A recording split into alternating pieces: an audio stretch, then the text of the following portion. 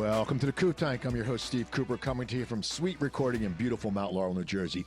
And I'm here with my producer, Joe. And Joe, I got to tell you, this weekend, I don't drink a lot of soda, but I bought a can of cream soda, and it was really good. I think you're a soda drinker. What's your favorite soda? Cream soda is great stuff, Coop. I really love Stewart's cream soda, Stewart's root beer. It's top notch. Some of the best stuff around, in my opinion. Well, next time we won't go out for a beer. We'll go out for root beer. Okay, we'll do that. There we go. So anyway, tell me a little more about SuiteRecording, because you know I love this place. Tell the listeners and the viewers why it's so awesome. Coop, we love having you every week. At SuiteRecording, we help brands and businesses to leverage the power of podcasting, YouTube, and video content to generate quality content and to reach their audience in a fun and unique way. So we can help you with everything from planning your podcast or your YouTube channel through to recording, of course, production, and even publication. So if you're interested in learning more, contact us anytime at hello@suiterecording.com or visit us on the web at suiterecording.com. That's SUITE. Take it away, Coop. Okay, so we have an all-female panel today, and I always tell people, I tell a story each time when I have an all-female panel, because I like to do it 5 weeks. I do it because of my mom, okay? My mom actually will be 94 next week, and she graduated Temple University in 1952. She was born in 1930, and she was the only female in her marketing classes, because back then, most women became teachers or nurses or housewives. So she was the only one in her class, and before she even graduated, Campbell Soup had already offered her the job. So I grew up with a working mom, and who then raised us, and then went back to working. And so I've always had a different view of females in the business world, because I look at them as business people, not female business people or business women. And so I have three, it's funny. I was thinking this morning, I met these three different people like in different areas, and I've known them over the years, and they're all so different, but they're all really cool, else I wouldn't be on the show. And my first panelist from Nichole MCH Photography is Nichole Howard. How you doing, Nichole? Hi, it's so nice to be here. Thank you for having me. I appreciate it. And next is a big fan of my comedy, and I like to go to see her at events because we always talk crap on people, and I have no problem with that. It's from Berman Jewelers, and by the way, she appraised my wife's engagement ring for $6,000 more than it was worth. So I look like a star in my household. From Berman Jewelers, it's Debbie Berman. How you doing, Deb? I'm good. This is an honor to be here. Now I'm on the stage, not you. Exactly. Yeah. And finally, from New York Life, the name I got right on my first try, Natalie Petrongola. How you doing, Natalie? Hello, how are you? I'm well. Good. So Nichole, tell us a little about what you do. Tell us about Nichole MCH Photography. Sure. So I help women in business increase their confidence and visibility and ability to really share their value, which opens them up to more of their ideal clients and opportunities. I do this primarily through brand photography, which we mentioned, but I also host community events for women, and I do speaking engagements and coaching as well, because I found that it's definitely an area where we are great at dictating like what somebody else's value is, but speaking about ourselves can sometimes be really challenging. So through the photography and these other modalities, I help women do that. How about you, Deb? Tell us a little about Berman Jewelers. Well, I pretty much sell jewelry. That's pretty the basic part of it. But I have a graduate gemology degree. I redesign people's old jewelry to make it something new. I repair, old items and heirlooms. I mean, on the whole, I like to sell jewelry and share what I like, but it's an interesting business. I'm in a male-dominated field still. All my vendors are men, and all my customers are women, which I find interesting. Men only come at Christmas, but I'd say 90% of my customer base is all women. Okay. They buy their own jewelry now. Well, there you go. Yeah. And Natalie, tell us a little about what you do at New York Life. So I'm a financial planner at New York Life. I help individuals, small business owners with everything from protection solutions all the way through to, proactive planning for, families, children, education, and retirement needs. Okay. So now, Nichole, how did you come to your job now? Because I know you come from a corporate background, I believe, but how did you end up starting your own business and coming to the point where you're doing all this great stuff? That's a great question. So it definitely wasn't a linear path. I'll try to tell the really short version. In my 20s, I really focused on what I look at as a traditional pathway. I went to my bachelor's degree, got my undergrad in psychology, started my job right after I graduated in 2008, the same year as the recession, lucky me. And then from there, I kind of inched my way into what other curiosities and interests kind of opened up to me. I got my master's in strategic communication by age 30, but then I also, at that same age, was handed or gifted a DSLR camera. And that camera really changed the trajectory of my entire life, which was something I did not expect at the time. While I was always passionate about photography, like I was always the person at the parties taking all the pictures. I had the disposable camera. I had those little point and shoot cameras. Like I was always the one where people were like, Nick, get a picture. That was me. And so getting this fancy camera, I'm using like air quotes, it really kind of took me to my next level and I became a hobbyist. And then from there, I actually turned it into a side hustle, all while working full time and, working on global projects as a project manager. I was flying to China and then coming home, and then I'd be like going on a photo shoot on the weekends. And I realized that this was something I needed to pursue. And every time I had an opportunity to advance my career in the corporate world, I had more of this passion for photography in my background. So I was like, you know what? I just need to say yes to photography and I need to give it a shot. So 2 years ago, I went full time and I haven't looked back since. And it's been I'm very grateful for the journey that's been successful at this point. Awesome. Awesome. How about you, Natalie? How did you end up where you are? So I went to LaSalle and I kept my major very general because I really didn't know, what I wanted. As most college students, I didn't know what I wanted to be when I grew up. So after college, I continued bartending for a few years.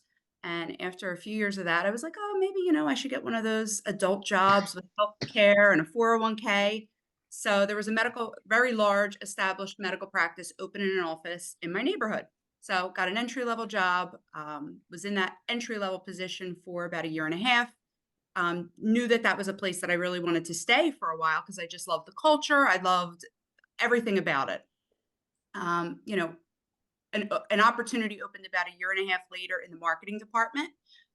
Was in that position for about another year and a half.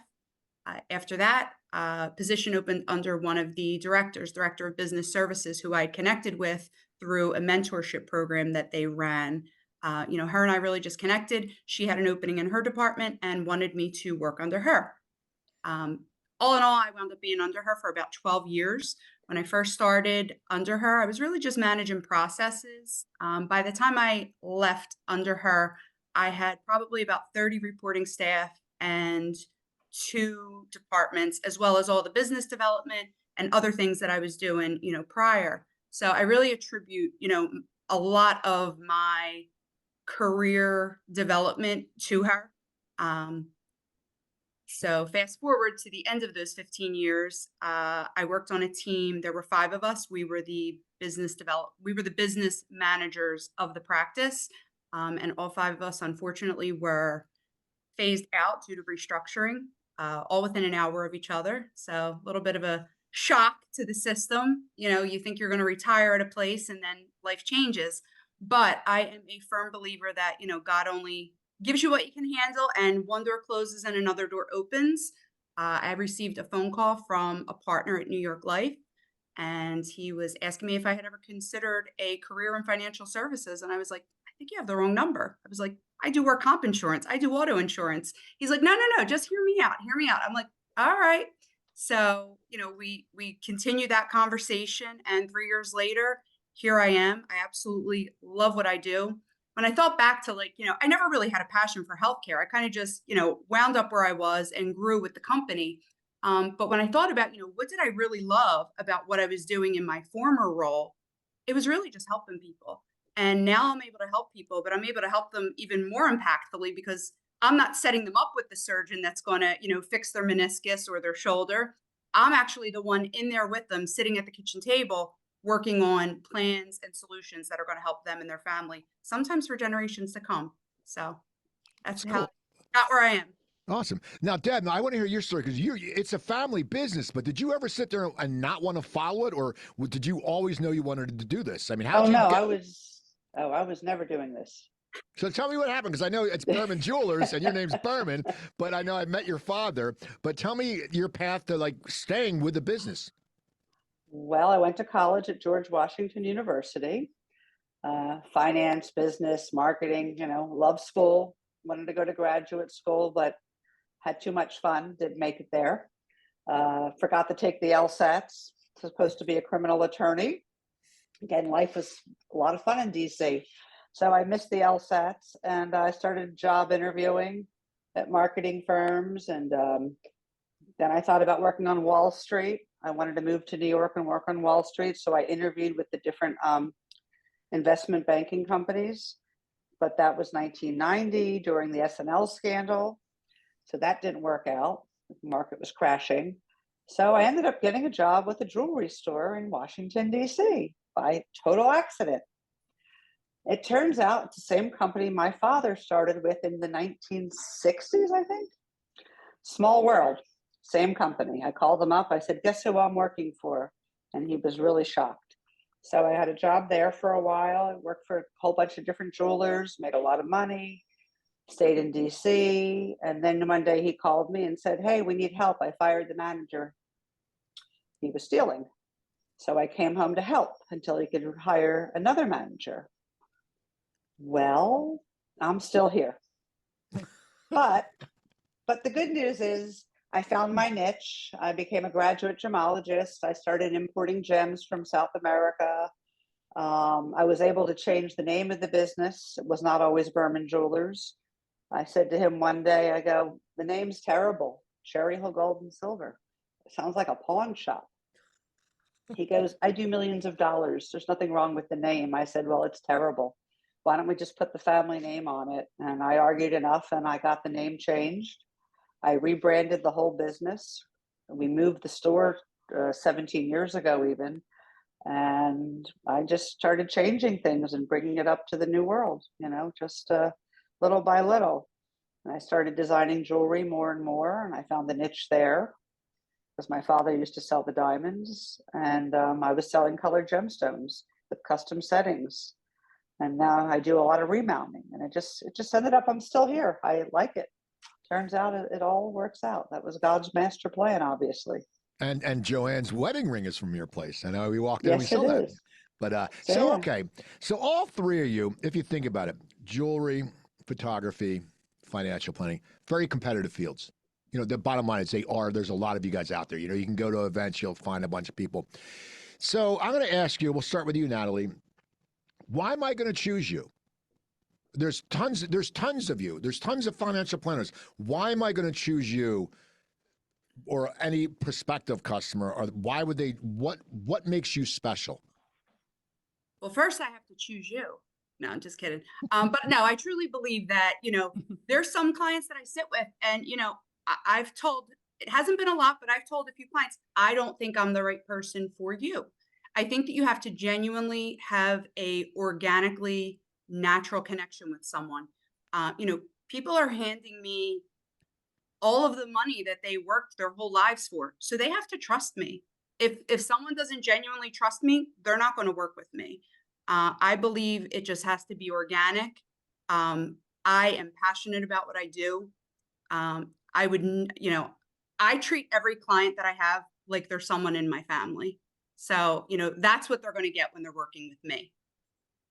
Okay. How about you, Deb? Why am I coming? Well, I came to Berman because I know you, but if it wasn't me, I got my ring. My brother made my ring because, and you, as I said, I got a great deal. You praised it. But why would I come to Berman Jewelers? Well, how do I put? We're local. We live in the neighborhood, as I always say. Our name is on the building. I'm one of the few women jewelers, period, in the area. I don't know if there's another one, to be quite honest with you, at this point. I do have credentials. We're honest. We put our name on the building. Like, I don't always say that to people, like, why should I leave my ring? I said, I'm not going to take it. I go, you can find me. I'm in the phone book. I live in the neighborhood. Here we are. I grew up here. All right. It's just being nice to people. That's all it is. Just being nice. And most of our employees were clients once, which was interesting. Okay. How about you, Nichole? And I know your work. And I know that picture you took near the bridge with the flower that I love, and I've told you that a few times. But why? Because we network together. There's a bunch of photographers, and you guys all do different things. And that's what I like about photographers. You all have your own little community. Like, you're not like, oh, I don't want to talk to them. But why am I coming to you? Well, first of all, I think I have to get you that picture, and like I need to just like send it to you. So I'm like making a mental note of that. And I love that you mentioned the idea of community over competition. So, for example, I'll mention John Cruz. I've known him for about almost 10 years now. And we both do very different things, but we network in a lot of the same circles. And we actually even freelance for the same magazine. But the beautiful thing about that is we've found ways to really bring out each other's, best work, because it's like, okay, cool. I love doing brand photography. That's my niche. Somebody comes to me and they're like, I want a wedding. I'm going to refer that out. I'm not going to take it, because I really truly believe that, like you said, photography it's a broad spectrum, but there's niches within it that you can get very, very good at and understand really well and get a better result out of by being an expert in that area. And so by being an expert in brand photography, that sets me apart right there, because there aren't a lot of brand photographers out there. There are a lot of people who can do lifestyle shots, but they're not necessarily brand photographers. Like, for example, if somebody comes to me, I'm not just doing the photography, I'm doing all the creative direction. I'm actually doing a vision casting session in advance. I'm doing a deep dive on what is already out there about you and understanding what you want to shift or change in that narrative to really be getting the clients that you're hoping to attract. And then after everything's done, I'm wrapping that up in a package and not just sending you photos. I'm also giving you a brand photo playbook, so you know how to use them and implement them to attract and get the clients you want and use the tool appropriately. So there's a lot more to it than just the photography. There's like a whole coaching aspect to it. There's the whole actual branding aspect to it. So I think that sets me apart in a way that it's not just photography. There's a whole experience you're getting from the solution. Okay. Now here's a question I want to ask you, and we'll get to LinkedIn later. But people on LinkedIn, they always, what motivates them? Oh yeah, we're motivated. But give me the honest answer, and we'll start with you, Deb. What motivates you? What motivates you to do your job every day? Wow. I make people happy. I make people feel good. They put the jewelry on and they smile. You can see a reaction, an immediate reaction when I deliver a piece of new design or an item out of the case even. Their whole face lights up. They love it. Okay, well, that's perfect. Now, how about you, Nichole? What motivates you?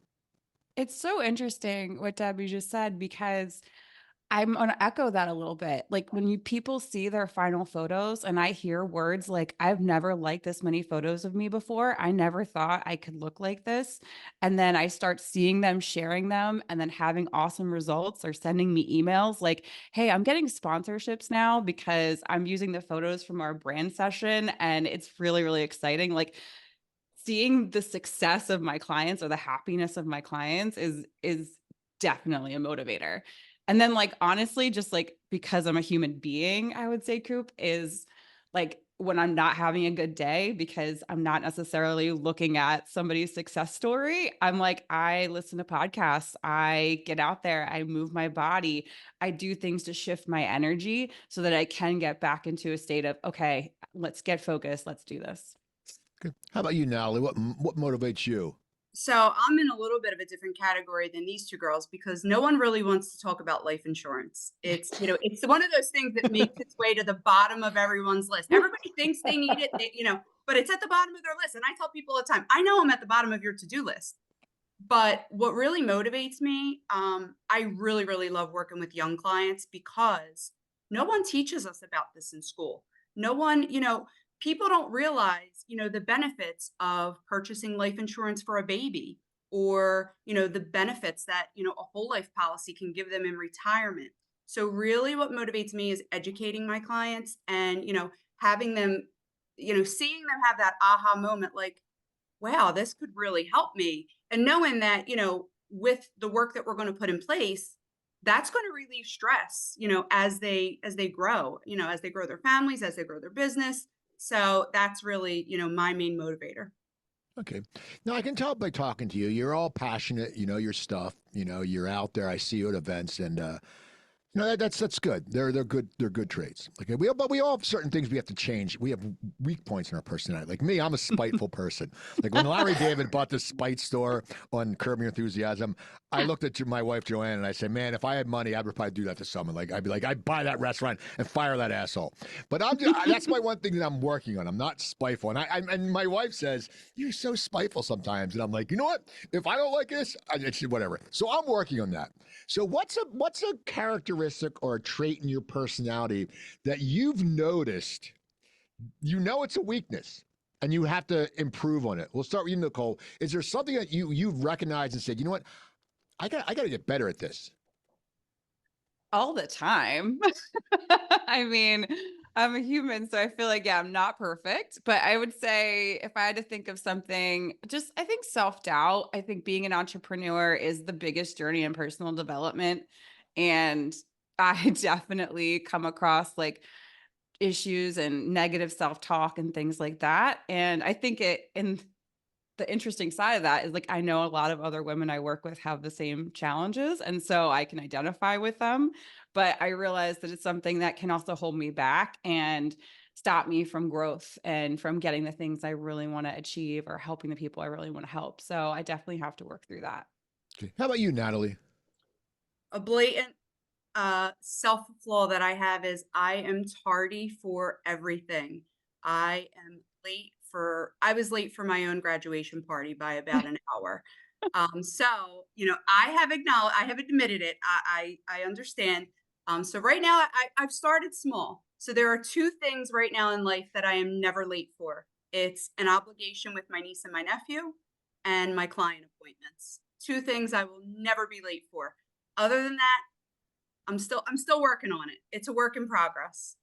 Okay. And Deb, now I hope you say you have to change talking shit on people, because that's the one thing I love going to networking events you do, because we talk. Me and Deb talk a lot of crap. That's how we met. That's how we met, literally. I know we were talking crap on something, but what's something you have to change in your personality, or you feel like it needs improvement? Oh no, I know who I am. Positivity. I'm a realist, and I need to be more positive. So every day I wake up and I work on smiling more and looking happier. I am happy inside, but I don't look happy. Does that make sense? Yeah. And I noticed that, because when we take pictures, selfies, even Oh, Joanne don't said, even get me started. you're never smiling. I'm like, no, I don't. I'm like, did she like to just be in see a pictures. ghost? I think she saw a ghost. What's going on? That's right. I actually only smile when I'm talking. I don't know what that is, but that's a thing. It's really true. I work really hard. It's I'm happy, but I just don't project it. So, maybe it's too much Botox. I'm not even sure. Okay. Well, at this point in your life, and we change our beliefs and thoughts, but at this point in your life, and we'll start with you, Natalie, what is success to you? Right now, success is that I get to wake up every day, love what I do. I have an amazing family, an amazing support system, and I'm healthy. I think if you're not healthy, we have to thank God every day for our health. That's the most important thing, because if you don't have your health, you don't have anything. You can't enjoy everything that you're working for and everything that you're doing. So that's success to me right now. How about you, Deb? What's success to you? Free time. Getting out of the store. Working smarter, not harder. I want to work 4 full days a week for the summer. I want to have more time to live. There's no point in making money if you can't enjoy it. So I'm working on 4 vacations a year since COVID. That's my goal. That's awesome. And I saw you went to the Black Crowes. You went to the Black Crowes the other night. Oh yeah, that's my favorite band. I was in my glory. Oh my God, you have no idea. I was just like riding high that night. It was amazing. But yeah, first new album in 15 years, you know. Yeah, I it's saw awesome. them in 1990, I think, before they had shoes. There I you was with go. Cheryl Squadrito, and I said, "Look, he's got shoes. He made money." Yeah, He exactly. never. He was always barefoot when I used to see him at places, you know, and they were so wasted. I So think they're so sober now. so free time is success to you. Free time, yeah, getting out of the store, living, just living, you know. Okay, how about you, Nichole? What's free time? Well, what's success to you? Man, I have to echo a lot of what these ladies have said. I actually had this conversation with my partner the other day. He is a CPA and we just went through tax season and he was working a ton, as you guys can imagine. And one of the things I said is, you know, I am an ambitious person. He is an ambitious person, but I also know that my relationship is really important. My just the way I feel in my community. So we booked a vacation for right after tax season so we could reconnect. So I think it's like also reestablishing like, okay, like when I've gone too far down one path, it's like I know when I need to like reestablish those other things that matter to me. So it's like really making time for all the things that matter, not just one thing. So I think that's success is really being able to acknowledge that and also course correct when you realize you've gone too far down one path. Okay. So I posted something on Facebook the other day that I moved back from LA 7 years ago, and in that time I met a lot of great people, but I met a lot of toxic people. It's Hollywood. There's a lot of toxic people. It's just the way it is. But we all meet people that put a mark on our lives. And it could be a teacher, it could be a parent, it could be someone you just meet on the street. Natalie, who's someone in your past that's you look back and go, they've shaped a little bit who you are. And you could say a role model or a mentor, but who's someone who's played that role in your life? I think I kind of touched on it, when we first started. My manager when I was in healthcare really kind of had me during, I feel like, my formative years. Like I said, like when I first started with her, I was just managing processes. And by the time she was finished with me, I had the skills and the confidence that, 30 people looked up to me as their boss. And I had some of the best exit interviews, in our department. And I think that really, it wasn't really just a reflection of me. It was a reflection of her leadership and, how she formed me as a manager. How about you, Nichole? Who's someone Her who's name was Gina Pino, by the way. I'd like to give her credit. Gina Pino? She was also an Italian girl from South Philly. So I think that's how Nice. we originally, connected through the mentorship program. And she really, I definitely attribute a lot of my success now and my work ethic all to, being under her. Okay, how about you, Nichole? Who's someone who's made a mark on you? My grandmother, she was incredible. She was 96 when she passed, but she lived such a full life. She had so many friends around her, like even in her 90s, she had a 90th birthday. And I think she had more people in the room than I did at my 20th. And I'm like, oh my gosh, this is incredible. This community this woman has built. She lived all over the country. I mean, she was born in 1919. So you have to really think about how different the world was then. And she lived in New York City. She lived in Chicago. She lived in Cuba. She had my dad in Cuba and was evacuated when Fidel Castro took over. They lived in Florida, Connecticut. And she just, continuously had this positive energy and just so faithful that things were going to go work out, even when things were hard and things didn't. And she just gave me so much to emulate. And I just think about her all the time. That's awesome. How about you, Deb? Oh, we're not supposed to cry on Fridays. I'm sorry. I know. This is like an Oprah. This is an Oprah interview. And always someone's going to cry, except I'm not a idiot who brought us Dr. Oz. Anyway, Deb, who's someone who made a mark on you? Not many. I don't know. I guess my mother. My mother was a business owner in the 70s. She was an independent insurance agent, and she basically said, "Work hard. You can't have it all, but you can be successful." And she was ahead of her time, I guess you could say. She bought a building in 1978 that where our store is in now. She had vision. She knew where she was going and didn't know how she was going to get there, but if she worked hard and put energy in, it would be successful. And everything she's done, she actually opened one of our jewelry stores. She retired at 40, believe it or not. Fred, someone's at the door. Sorry. She retired at 40, sold her insurance agency, got an 8-year payout, and was doing nothing for about a year. And someone said to her, oh, yeah, now you can cut coupons like the rest of us women. And with that, she got up off the couch after 1 year. And she said, hell, I can open a jewelry store. How hard could that be? If my husband can do it, I can do it.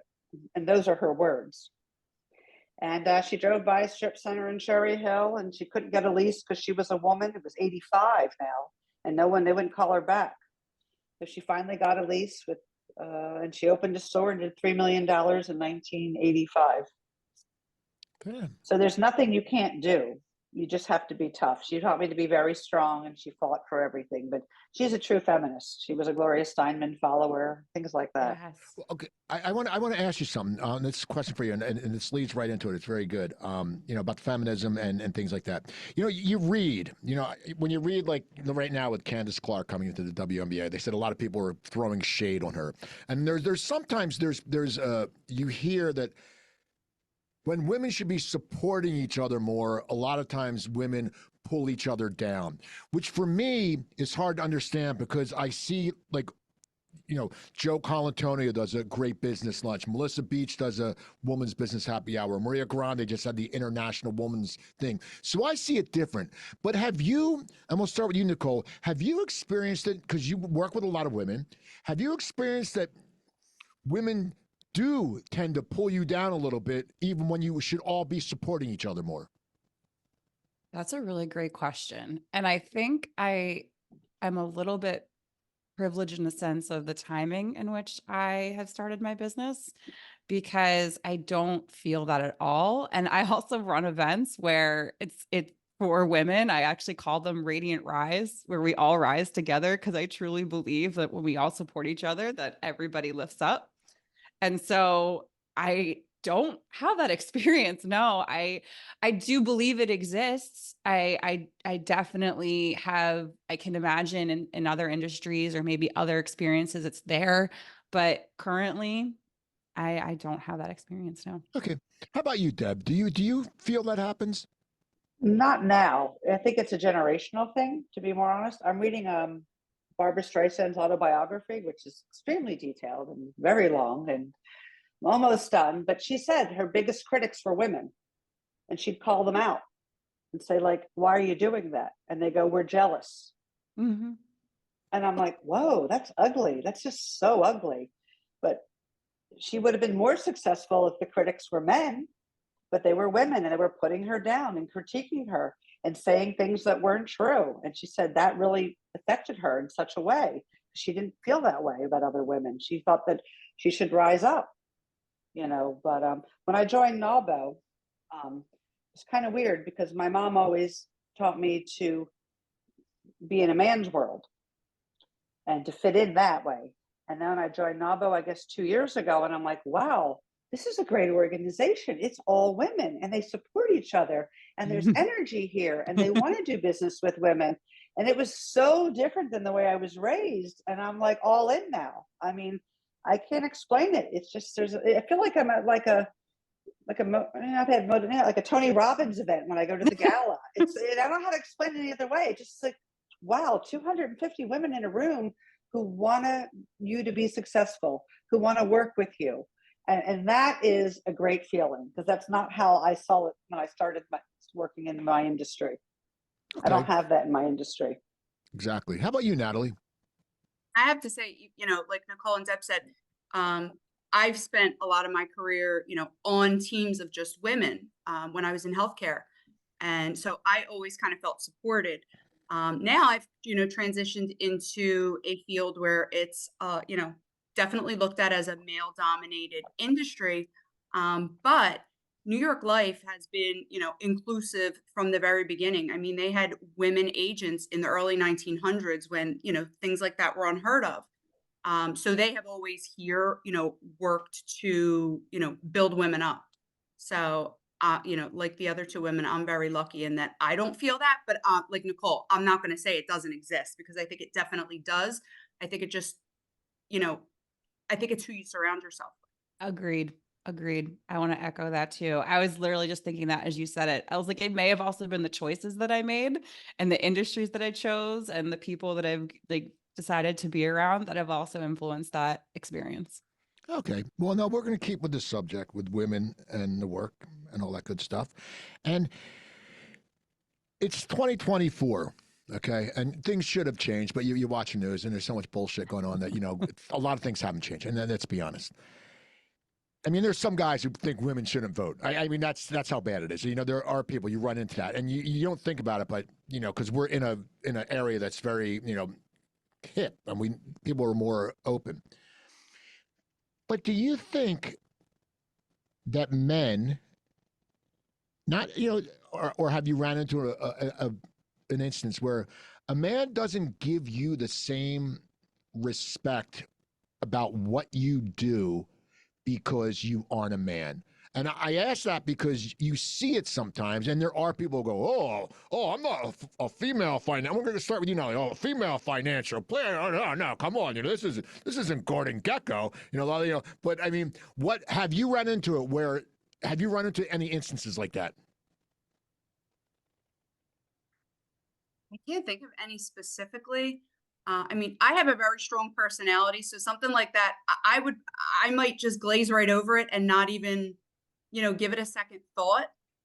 But I can't think of a specific instance where I can say, yes, I felt, targeted because I was a female. Okay. How about you, Deb? All the time. I mean, all my vendors are male owned and operated. I deal with mostly people from overseas. Men salesmen walk in every day and they go, I want to talk to him. And I go, oh, go ahead. And I walk away. And then Fred, my father, will be like, what can I do for you? You want to buy something? Like that. He plays dumb. And they go, no, are you the diamond buyer? And he goes, no, she is. And that happens a lot, like all the time. I mean, that's a current issue.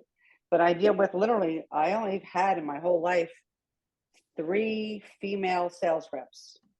That's it. It's a male dominated field. I'm telling you now, like the sales reps for every major company, every major brand are 9 times out of 10 men. Watch companies, jewelry companies. So I'm in a really like a small niche with what I do, I guess you could say.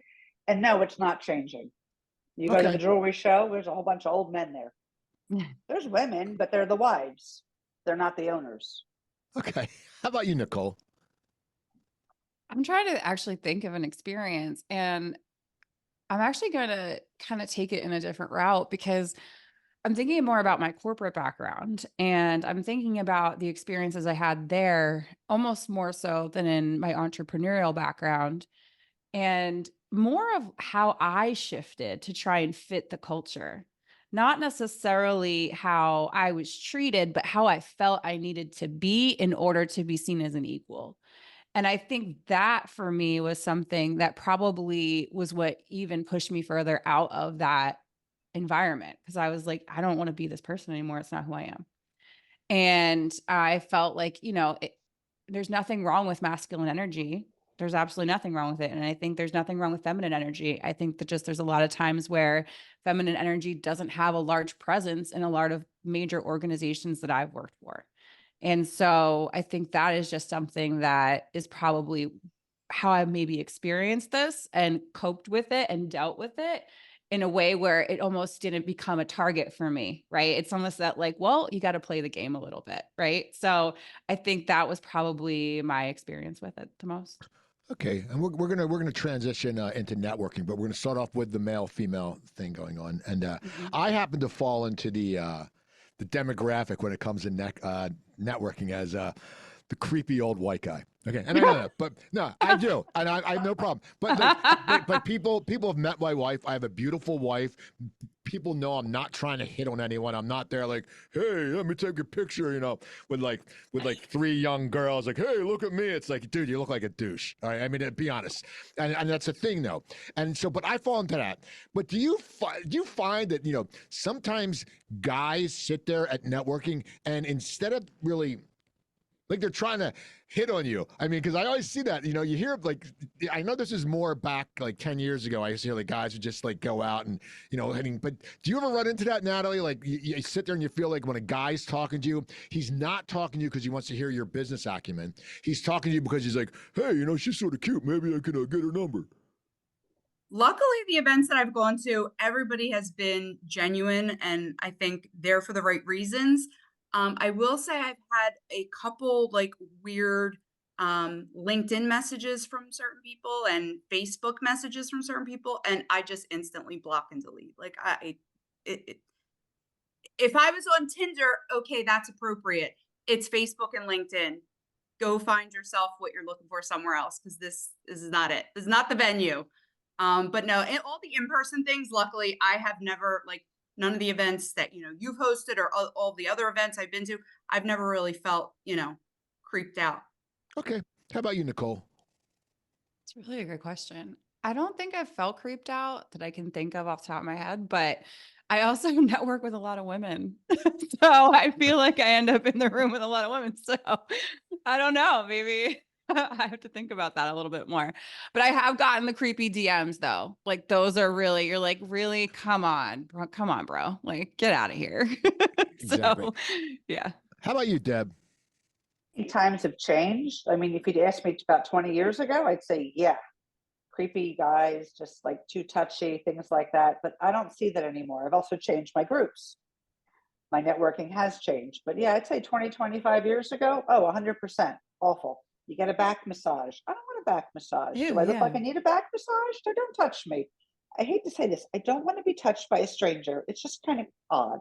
Men get handshakes with each other. Women get like this little thing on the back. No, thank you.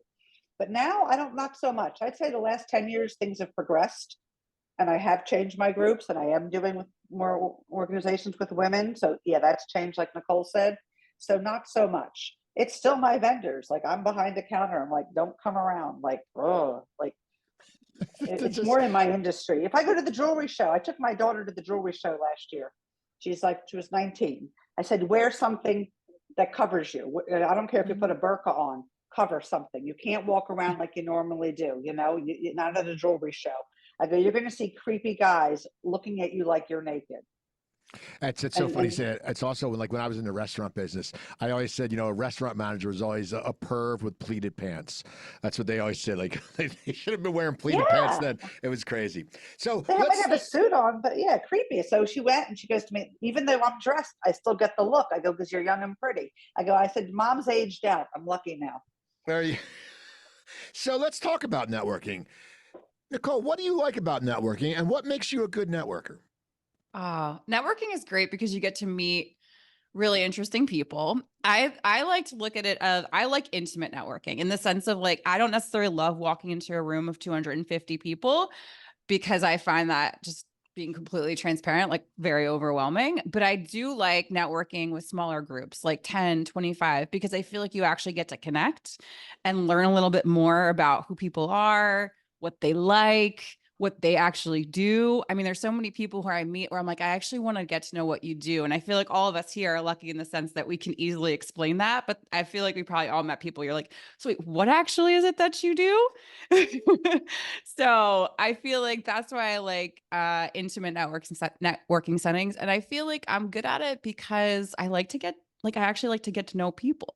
Like that's really important. It's not, I don't look at it as I'm networking. I look at it as I'm building a relationship. Is this somebody I want to hang out with? Is this somebody I want to continue to talk to? Do we have similar values? Is there somebody I want to collaborate with that what are the opportunities here that would make us both benefit? Like, I kind of look at it that way versus like, oh, I'm networking. Here's my business card. And it's very transactional. Like, I don't look at it like that.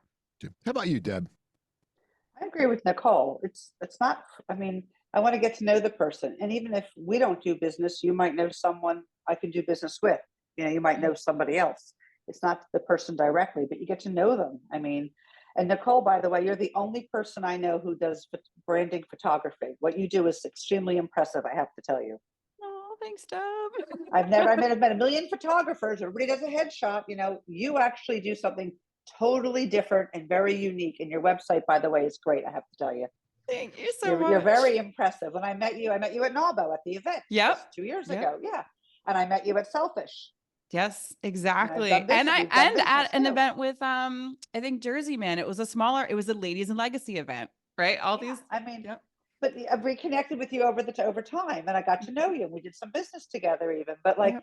what you do is such a niche. I'm very impressed with that. I have to tell you. I've never gotten to say that to you, but now I can because we're here now. But yeah, what was the question again, Coop? And you're done. You're done, man. You went on a tangent, Deb. I love it. No, I'm That's like, what thank you. See, this is something that happens when people come into the Coop Tank. It's a magical place. Now Yeah. I have to ask, you girls were both at the Selfish event? Yeah. I was Yeah. there too. That's why you look familiar, I bet. Oh, Because my God. we were there. All right, hey, let's get this shit back on track, okay?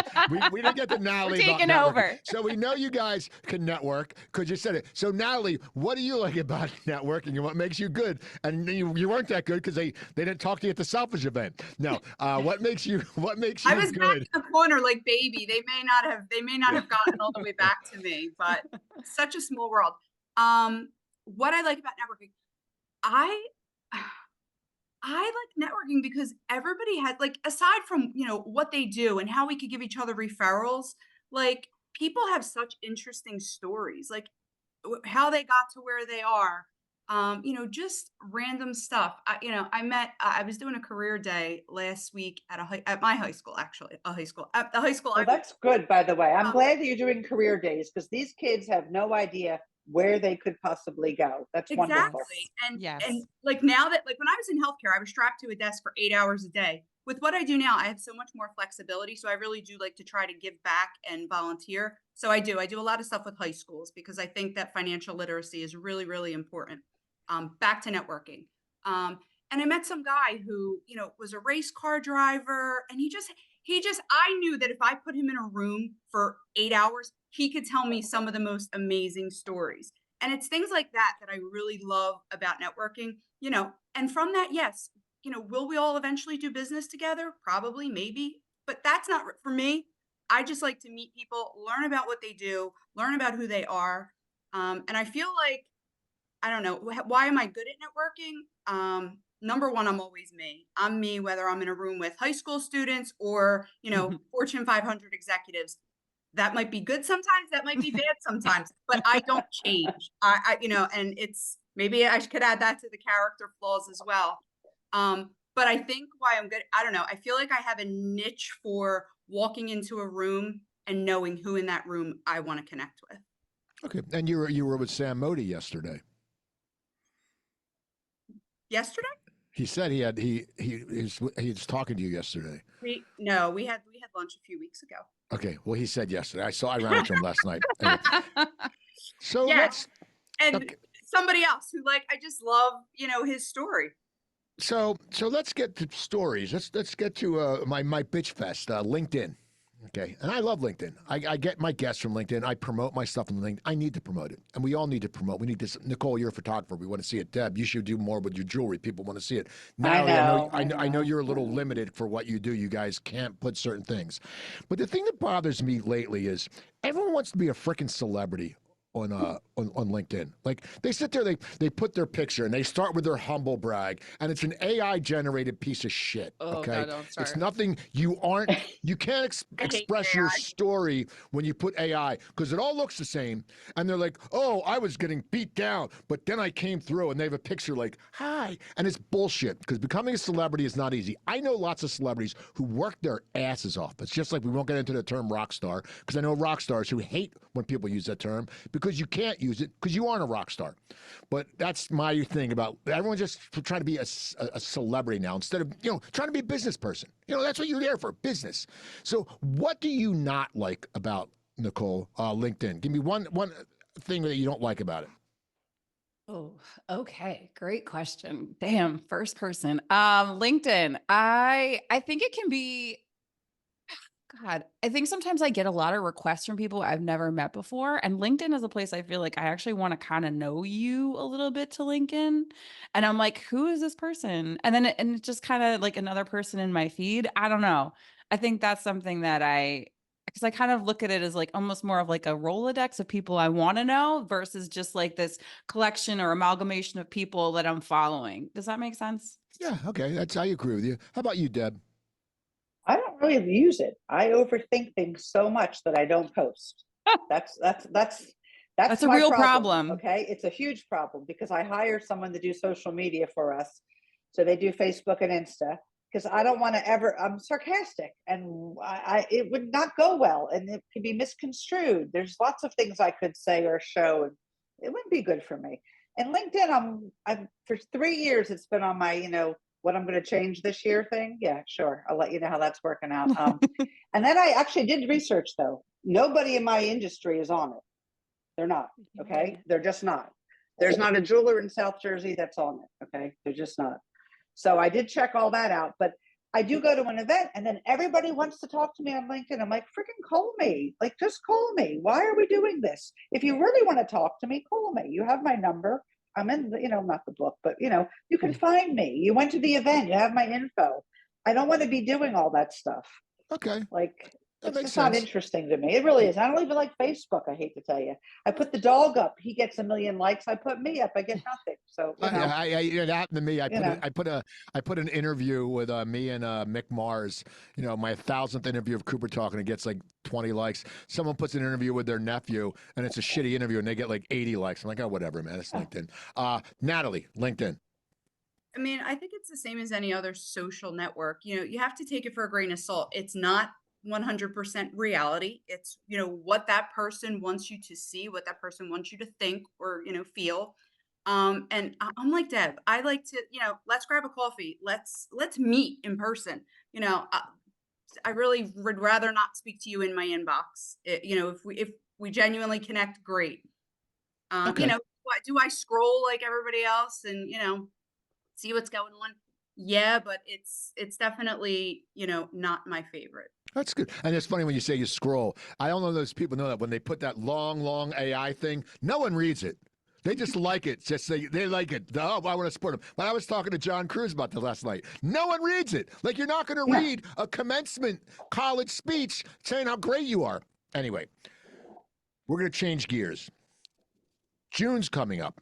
Okay, June, and then after June, we're halfway through the year. Is that crazy? We're halfway through 2024. Natalie, what in 2024 so far?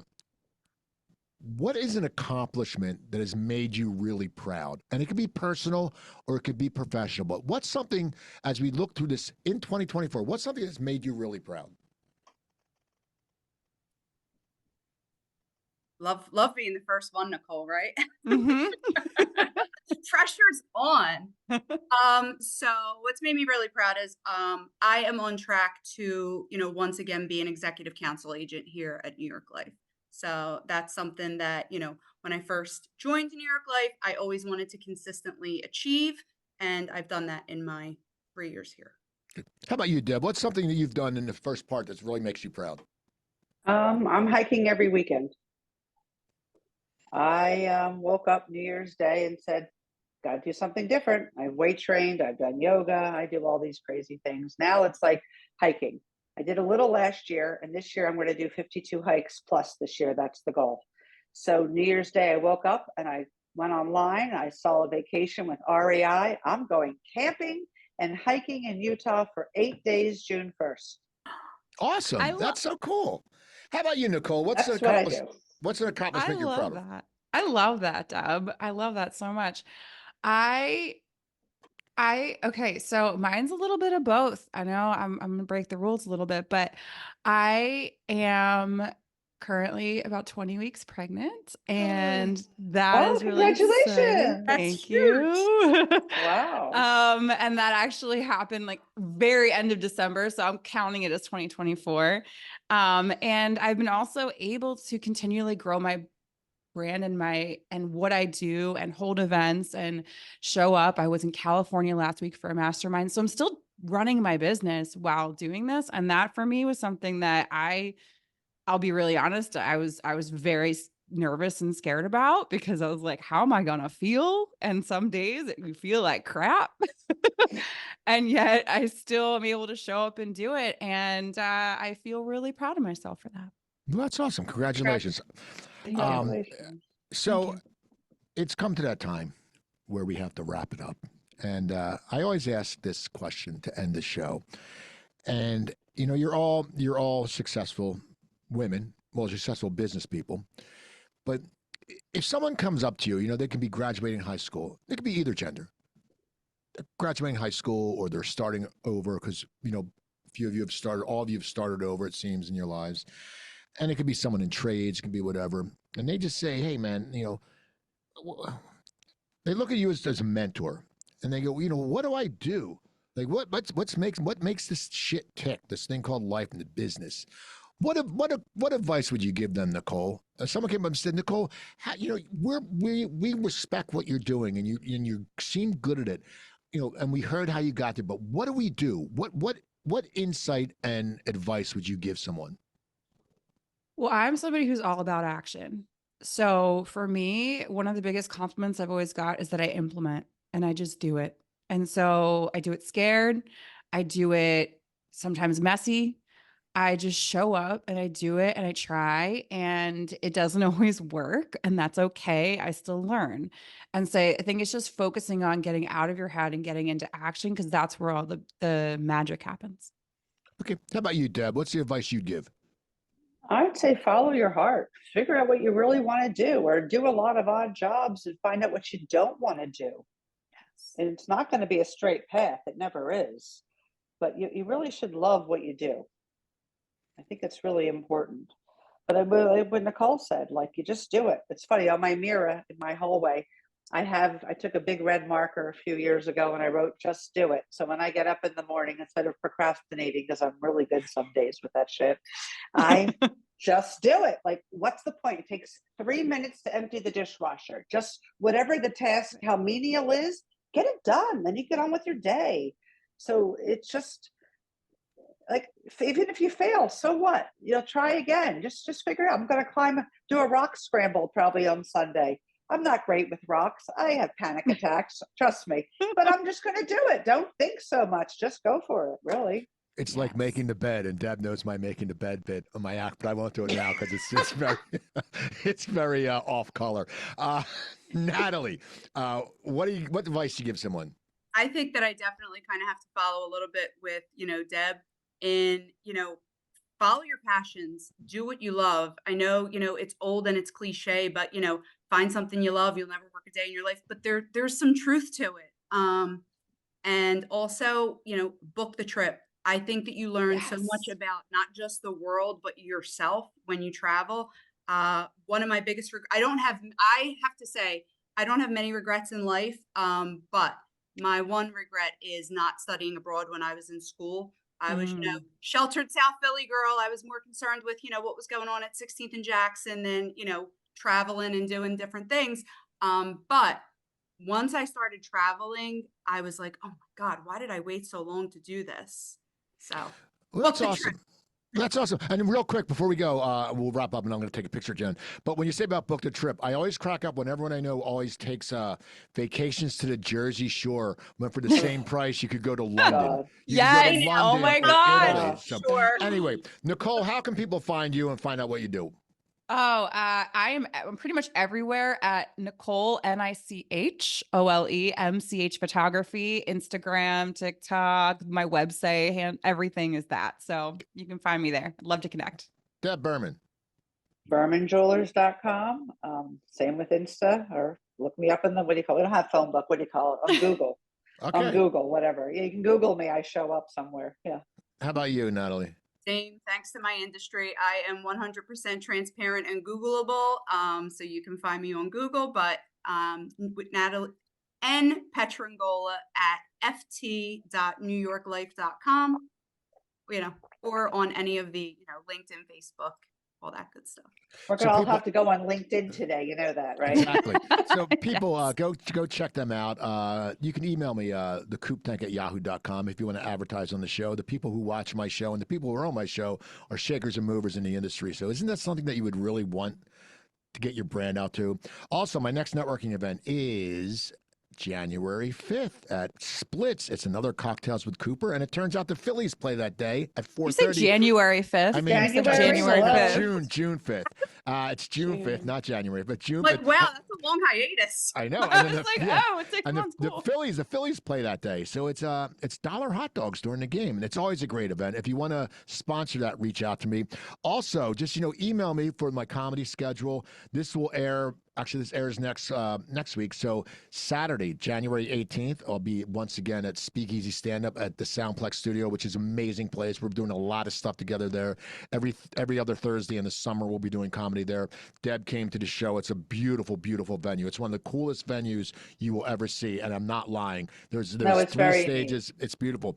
And also, if I want to thank my producer Joe Gangemi and Rich DeSisto. You can check out Rich follow Rich. He's always on different radio stations. He has the craziest schedule. And if you need any podcast done, you got to come see Joe. There's a reason why I come to the studio, because Joe's a kick-ass producer.